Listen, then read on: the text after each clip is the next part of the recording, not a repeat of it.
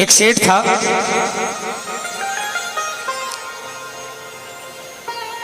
उसको भी जुनून था पैसा कमाने का। नीचे गद्दी थी, ऊपर घर था।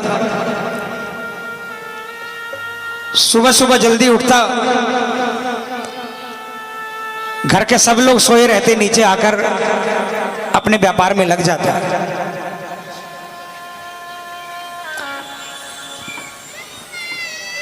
पत्नी बैटरी लेकर नीचे ही आती। सुबह से लेकर रात तक वो सिर्फ अपने व्यापार में मगन रहता। घर वाले बीवी बच्चे कभी कहते कि हमें छुट्टी का दिन है, बाहर घुमाने के लिए ले चल पड़ो, या हमारे साथ आज मार्केट के लिए चल पड़ो, तो सेठ तिजोरी खोलकर गड्डी निकाल कर दे देता। कहता पैसे ले जाओ, गाड़ी खड़ी है, ड्राइवर खड़ा है, गाड़ी लेकर चले जाओ, ड्राइवर को लेकर चले जाओ, तुम काम करके आ जाओ, मुझे डिस्टर्ब मत करो, मुझे अभी पैसा कमाना है। उसके लिए पैसा से बड़ा दुनिया में कुछ था ही नहीं। यार दोस्त आते, वो भी बहुत मिन्नत करते कि यार कभी तो बाहर निकला करो, लेकिन सब हार गए। एक बार घर वालों ने और सेठ के यार दोस्तों ने मिलकर मन में एक विचार किया। 2-3 दिनों की छुट्टी लगातार पड़ रही थी और घर वालों ने अल्टीमेटम दे दिया सेठ जी को कि इन छुट्टियों के अंदर में हमको बाबा श्याम के दरबार में, सालासर जी दरबार में, रानी सती दादी के दरबार में दर्शन करने जाना है और आपको साथ लेकर जाएंगे। सेठ ने बहुत मना किया। घर वालों ने भी अनशन कर दिया कि अगर नहीं चलोगे तो खाना पीना सब बंद कर देंगे। सेठ इतना निर्दयी नहीं था, हार गया और प्लान सफल हो गया। घर के बीबी बच्चे और सेठ के यार दोस्तों ने मिलकर एक बड़ी लग्जरी बस करी और सब कोई मिलकर गाड़ी में बैठकर सुबह सुबह बाबा श्याम के दरबार के लिए निकल पड़े। गाड़ी के अंदर में कोई झांझ बजा रहा था, कोई मजीरा बजा रहा था, कोई ढोलक ढपली बजा रहा था, भजन गा रहा था, कोई नाच रहा था कोई।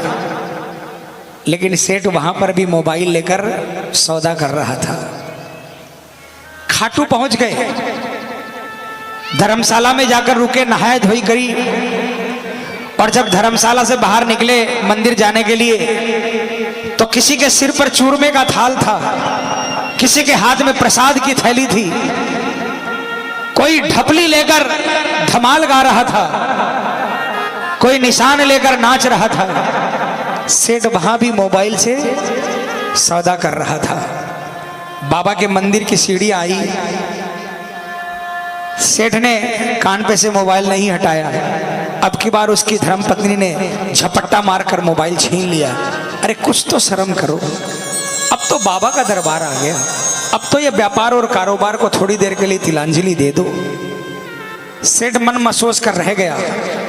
बिना मन के उसने पहली सीढ़ी पर कदम रखा। लेकिन प्रेमियों, झूठ नहीं कहता, जो नहीं गए उनको बता दूं, 13 सीढ़ी है और पहली सीढ़ी से ही कुछ कुछ होने लग जाता है। सेठ को भी लगा कि कुछ अलग सा हुआ है उसके साथ। एक एक सीढ़ी चढ़ता गया, सेठ के मन के भाव बदलते गए और 13वीं सीढ़ी पर चढ़ने के बाद जब वो बाबा श्याम के दरबार में सामने पहुंचा और बाबा से नजरों से नजरें मिली, सेठ एक टक निहारता रह गया, आंखें फटी की फटी रह गई। चंद सेकंड के अंदर में सेठ की आंखों से आंसुओं की धार बह निकली और सेठ मन ही मन बाबा से कह रहा है, बाबा मैंने तो सोचा था कि पैसा कमाने से बड़ा नशा दुनिया में किसी चीज में नहीं है, लेकिन मैं गलत था, मैं अभागा था बाबा, जो इतने बरसों तक आपके दरबार से दूर रहा। आज आपकी आंखों में झांक कर देखा, जो नशा आपकी आंखों में है उस नशे के आगे दुनिया का हर नशा फीका है बाबा। सेठ काफी देर तक बाबा के सामने खड़ा आंसू बहाता रहा। मन ही मन बातें करता रहा।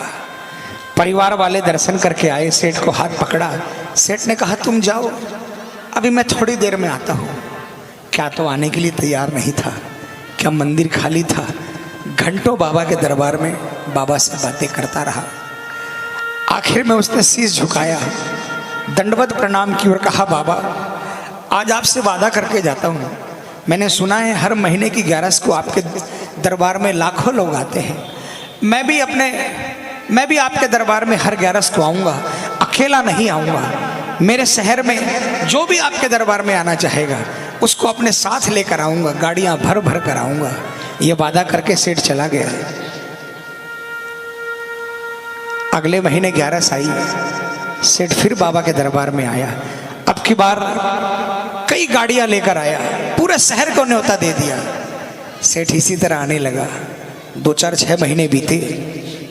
एक 11 के दिन जब सेठ घर से निकलने लगा, मुनीम जी आवाज लगाई। मुनीम ने, सेठ जी कहाँ जा रहे हो?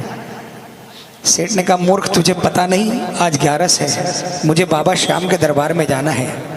मुनीम ने कहा सेठ जी आपको शायद याद नहीं, कल एक व्यापारी का फोन आया था जो कि बाहर से आ रहा है और 50-60 लाख का व्यापार है, सौदा है, और आज शाम को वो वापस देश से बाहर चला जाएगा। अगर ये सौदा हाथ से निकल गया तो बहुत नुकसान होगा। आप एक काम करो, 11 की जगह पूर्णिमा को चले जाना। सेठ ने सोचा मुनीम सही कह रहा है, आज इस व्यापारी से सौदा कर लेता हूं। 4 दिन बाद पूर्णिमा आएगी, पूर्णिमा को चला जाऊंगा, क्या फर्क पड़ता है। सेठ माया में उलझ गया। 50 लाख का सौदा करने के लिए रुक गया। उस मूर्ख को यह नहीं मालूम था जो व्यापारी आ रहा है उससे 50 लाख का सौदा होगा, लेकिन ये जो व्यापारी है इससे जन्म जन्म का सौदा होने वाला था। सेठ नहीं गया। पूर्णिमा आई, फिर कोई व्यापारी आया। सेठ ने सोचा अगली 11 को चला जाऊंगा। अगली 11 आई, फिर कोई व्यापारी आया। सेठ फिर सोचा कि मावस को चला जाऊंगा। सेठ फिर माया जाल में उलझ गया और सेठ का बाबा के दरबार से रिश्ता फिर से टूट गया। 2-4 महीने निकल गए, सेठ खाटू नहीं जा पाया। एक रात को सेठ सोया, अचानक रात को 2-2:30 बजे उसे लगा कि उसे कोई आवाज आ रही है। वाह रे सेठ, तू तो बहुत बड़ा व्यापारी निकला। मैंने तो सोचा था कि मेरे दरबार में कोई मेरा भगत आया है जो पश्चाताप करने के लिए आया है, लेकिन मुझे नहीं मालूम था कि वो कोई भगत नहीं बल्कि सौदागर था, सौदा करने के लिए आया है। तुझे पैसे कमाने का बहुत शौक है ना, जा आज के बाद खूब पैसा कमाना, लेकिन मेरे दरबार में दोबारा नहीं आना। सेठ की आंखें खुली, बहुत पछताया। उसने सोचा कि अभी के अभी खाटू जाऊंगा, लेकिन बाबा को मंजूर नहीं था। बिस्तर से उतरने के लिए जैसे ही पांव नीचे किए, सेठ अपने पांव पर नहीं खड़ा हो पाया। पैरालिसिस अटैक हो गया, दोनों पांव रह गए। बहुत पछताया। एक दिन सेठ व्हील चेयर पर बैठा अपने मकान के बाहर आंसू बहा रहा था। एक डाकिया बगल से निकला। सेठ ने डाकिया को आवाज लगाई, है डाकिया, तुम तो कलकत्ता, दिल्ली, बंबई न जाने कहां कहां का संदेशा ले जाते हो, क्या मुझ गरीब का एक संदेशा मेरे बाबा श्याम के दरबार में ले जाओगे? डाकिया ने कहा मेरा तो काम ही ये है, और जब से इंटरनेट आया है लोग व्हाट्सएप और फेसबुक और मल्टीमीडिया के द्वारा चैटिंग कर लेते हैं। बहुत मंदा धंधा है, धंधा बहुत मंदा है। बोलो तुम्हारा क्या संदेशा है? डाकिया को सेठ ने क्या कहा, डाकिया ने सेठ से क्या कहा, और सेठ को फिर डाकिया ने क्या कहा, और डाकिया ने बाबा के दरबार में जाकर क्या संदेशा सुनाया। आइए प्रेमियों, विश्वास दिलाता हूं, जो भी मन में उधेड़ गुण है, जो भी मन में सवाल है, जो भी परेशानी है, इस भजन के माध्यम से आप अपना संदेशा भेज देना। मैं आपका डाकिया बनने के लिए तैयार हूं। 15 मई को 11 है। अगर मैं जिंदा बाबा के दरबार में पहुंचा तो मैं विश्वास दिलाता हूं आपको, आपकी हाजिरी पहले लगाऊंगा, मेरी हाजिरी बाद में लगाऊंगा बाबा के दरबार में। आइए, उस सेठ ने डाकिया से क्या कहा। मैं निवेदन करूंगा 15 मिनट इधर उधर किसी से बात मत करना, कोई बगल वाला आपसे बात करे ना, उसको बोल देना 10 मिनट रुक जाओ, अभी मुझे मेरे बाबा से बातें करनी है। ठीक है, आइए।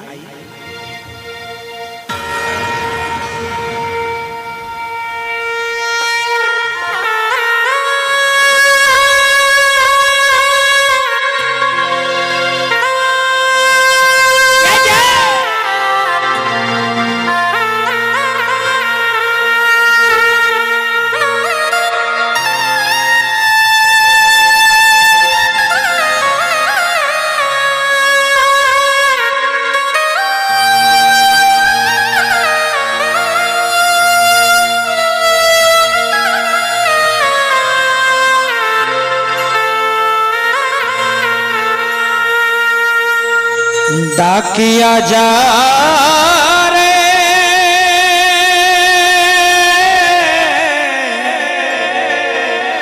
श्याम ने संदेशो दीजे, श्याम ने जाए तू कह दीजे, भगत थार दर्शन में तरसे।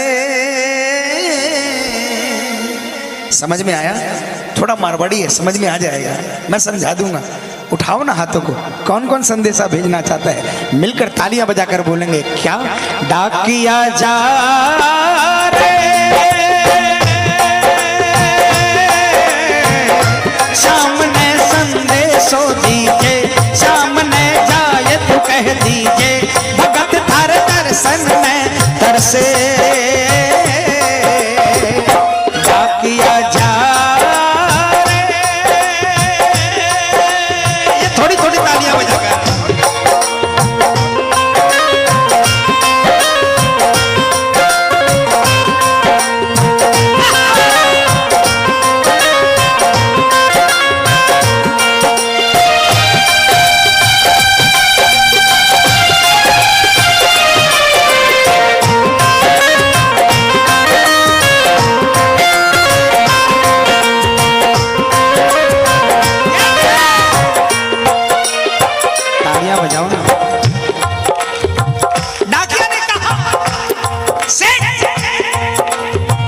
कौन से गांव थारो श्याम बसो है, इतनो मान बता दे सेवक रे।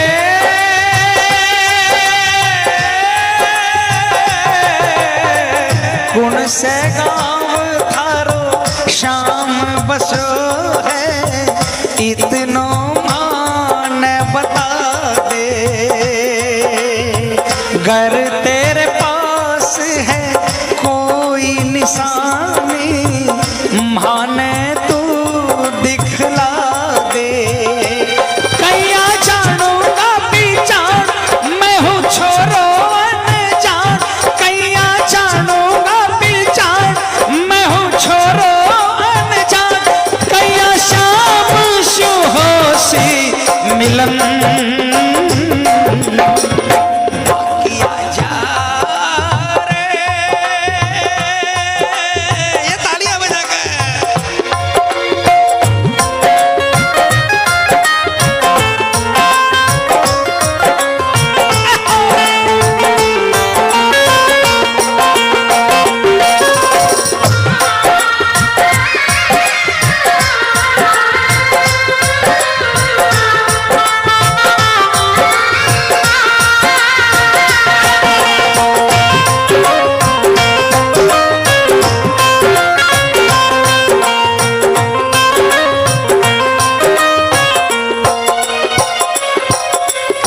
किसको किसको ठिकाना पता है खाटू का? तालियां। सेठ ने कहा खाटू में है श्याम जी को मंदिर, शिखर ध्वजा लहरावे। डाकिया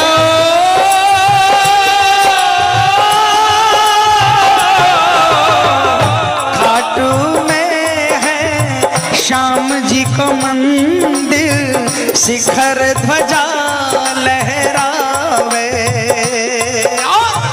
डोडी पर हनुमान विराजे, सेवक चवर ढुलावे। हो पाके नौबत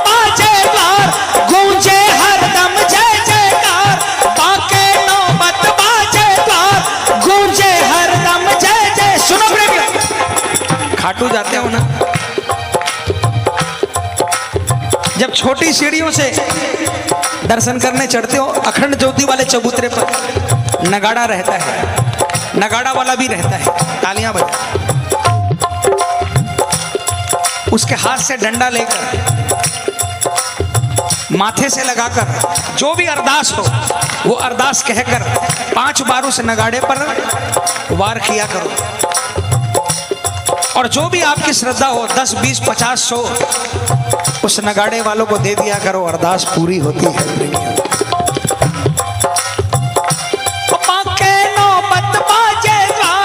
गूंजे हरदम जय जयकार, बांके नौबत बाजे द्वार, गूंजे हरदम जय जयकार, सज धज बैठे है श्याम सजन, डाकिया जा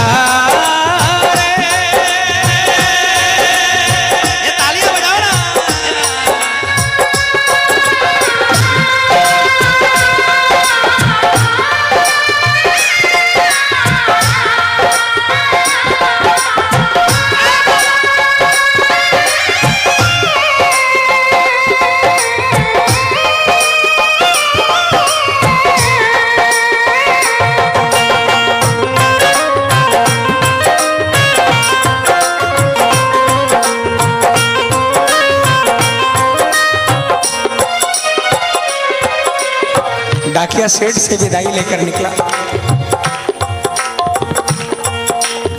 खाटू पहुंचा, बस से उतरा, लोगों से पूछा भैया श्याम बाबा का मंदिर कहाँ है? लोगों ने बताया बाबा के मंदिर के पास पहुंचा।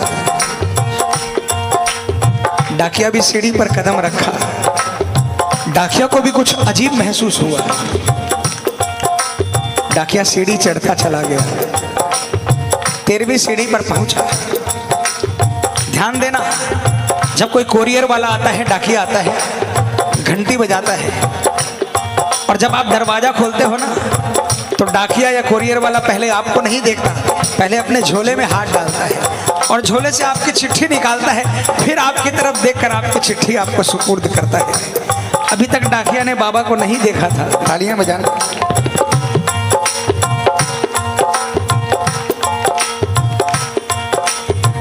पहुँच गयो दरबार शाम के, बोलन लाग्यो संदेशो, बाबा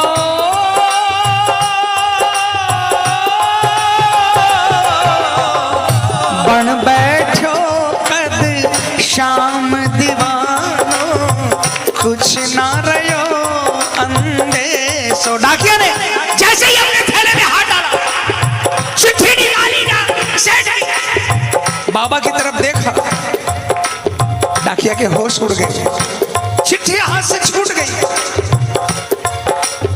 डाकिया की आंखों में भी आंसुओं की धार बह गई, फूट फूट कर रोने लगा। संदेशा सुनाना भूल गया। अचानक उसे लगा कि कोई आवाज आई, अरे डाकिया,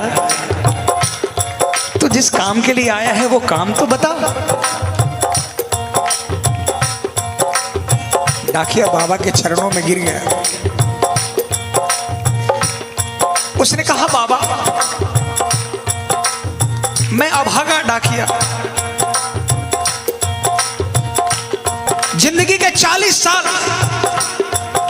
साइकिल के 2 पहियों पर बिता दिए। इसका संदेशा उसको सुनाया, उसका संदेशा उसको सुनाया, मेरी सुनने वाला आज तक कोई नहीं आया। रिटायरमेंट के 2-3 महीने बाकी बचे हैं। ये तो भला हो उस सेठ का जिसने मुझे आपके दरबार का पता बता दिया। मैं सेठ का संदेशा जरूर लेकर आया हूं, लेकिन अब आपसे विनती करता हूं, मुझे यहां से नहीं जाने दो बाबा, अपने चरणों की सेवा दे दो, कुछ नहीं चाहिए, दिन भर आपकी और आपके भक्तों की सेवा करूंगा। आपके प्रसाद की अगर आधी रोटी भी मिल जाएगी उसी में संतोष करके अपना जीवन बिता दूंगा। बन बैठो कद शाम दीवानो, कुछ ना रहो अंदेशो। ओ आखड़ ल्यासो बरसीदार चैया सावन की फुहार, आखड़ ल्यासो बरसीदार चैया सावन की फुहार। देख सावरिया बोलो यह वचन,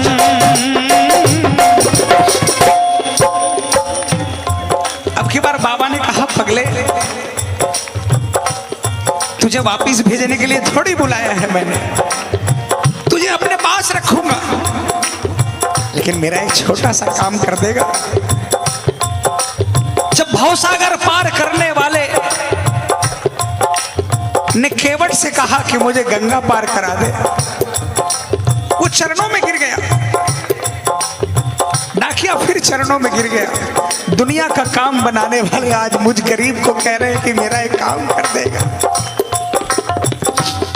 बाबा ने कहा डाकिया, ए भैया, हेलो, ए भाई साहब,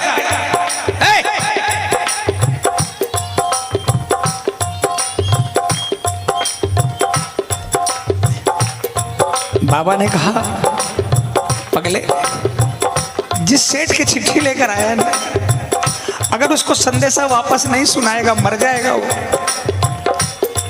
बस मेरा संदेशा उसको देकर आ जा, उसके बाद तुझे कहीं नहीं जाने दूंगा। और बाबा ने क्या कहा, डाकिया जा रे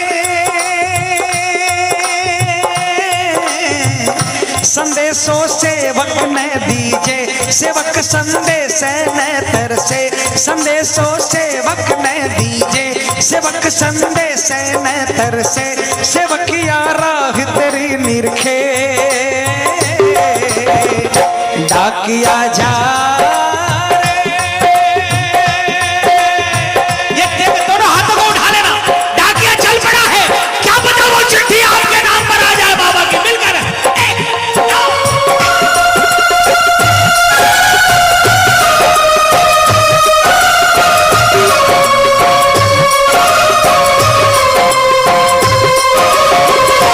चिट्ठी आई है चिट्ठी आई है, बोलो बोलो बोलो, चिट्ठी आई है चिट्ठी आई है, ओ चिट्ठी आई है खाटू से चिट्ठी आई है, बोलो चिट्ठी आई है खाटू से चिट्ठी आई है। बड़े दिनों के बाद मेरे श्याम धनी को और बड़े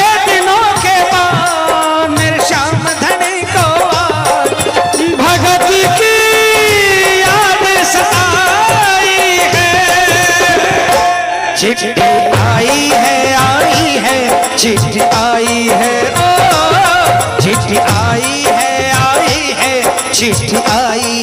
डाकिया ने ये नहीं सोचा कि रात के 2 बजे 2:30 बजे सेठ के घर पे पहुंचूंगा। उसको तो जल्दी लगी थी कि बाबा का संदेशा सेठ को देकर वापस श्याम के चरणों में आकर नौकरी में लग जाने की। रात को 2 बजे वो सेठ के मकान के बाहर पहुंचा। उस दिन सेठ के घर में कोई नहीं था, सेठ अकेला सो रहा था। डाकिया ने कॉल बेल दबाई।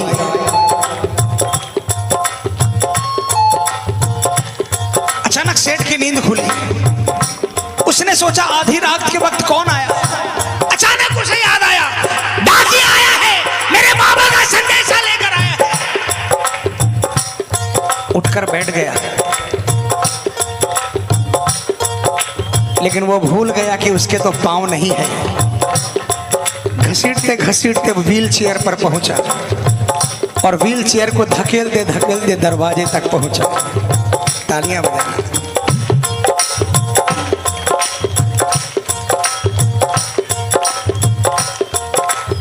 इस खुशी में कि डाकिया चिट्ठी लेकर आया है, सेठ की ताकत खत्म हो गई। उसने दरवाजे का हैंडल नीचे करने की कोशिश की, खुशी में सारी ताकत खत्म हो गई। हैंडल नहीं हिल रहा था।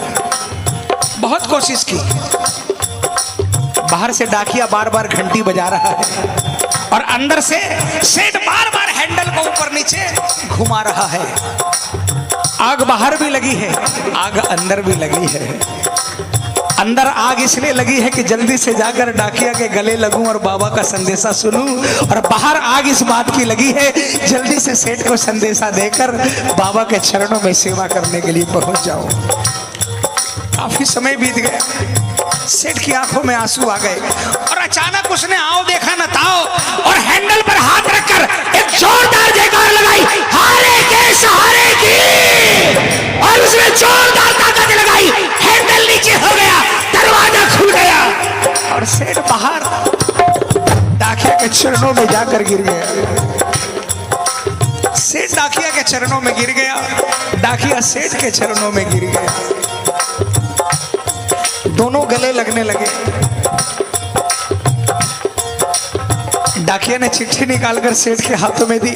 सेठ ने कहा नहीं, मुझ पापी को मत दो, आप तो मेरे बाबा के करीब जाकर आए हो, आप अपने हाथ से मुझे संदेशा सुना दो। बाबा ने क्या कहा?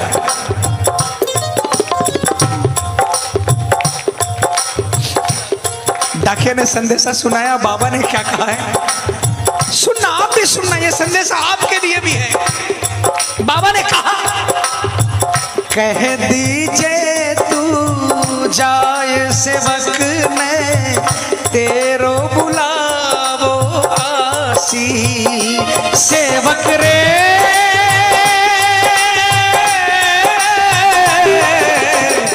कह दीजिए तू जाए सेवक ने तेरो बुलावो आसी,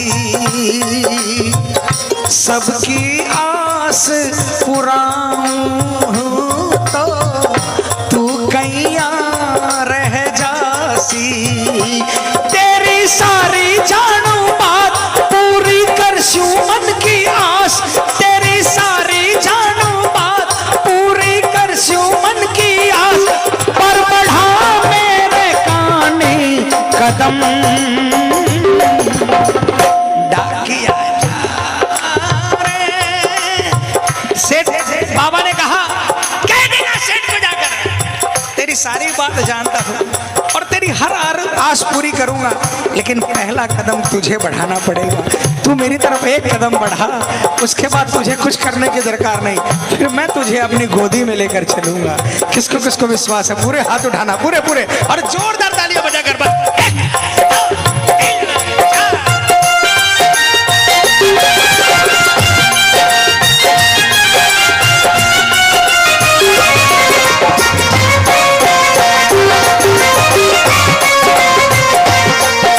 बांसुरी वाले की,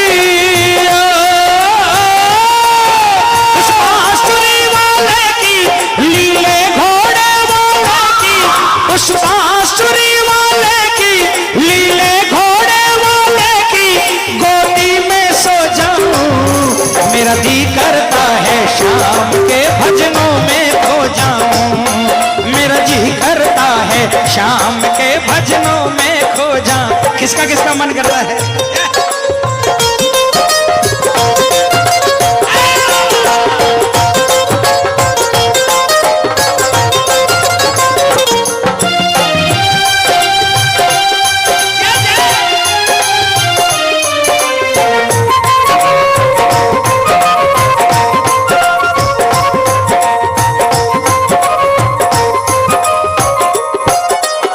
और जो ही बाबा का संदेशा सुना, सेठ नाचने लगा। तालियां बजाओ। सुन संदेशो सांवरिये को, मनडो घणो हरसायो। बोलो बोलो। सुन संदेशो सांवरिये को, मनडो घणो हरसायो। बंध गया पाँव में घूघरिया सा, मन को मोर यो गायो। म्हारो श्याम बड़ो दिलदार, हो जाओ लेवन में तैयार। म्हारो श्याम बड़ो दिलदार, हो जाओ लेवन में तैयार। किशन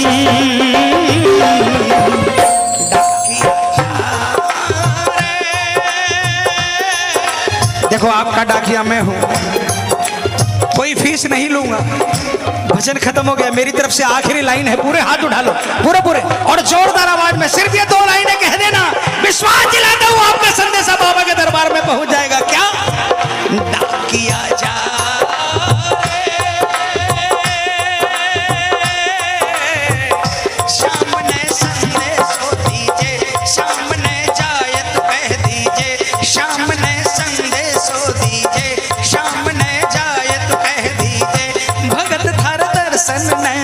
से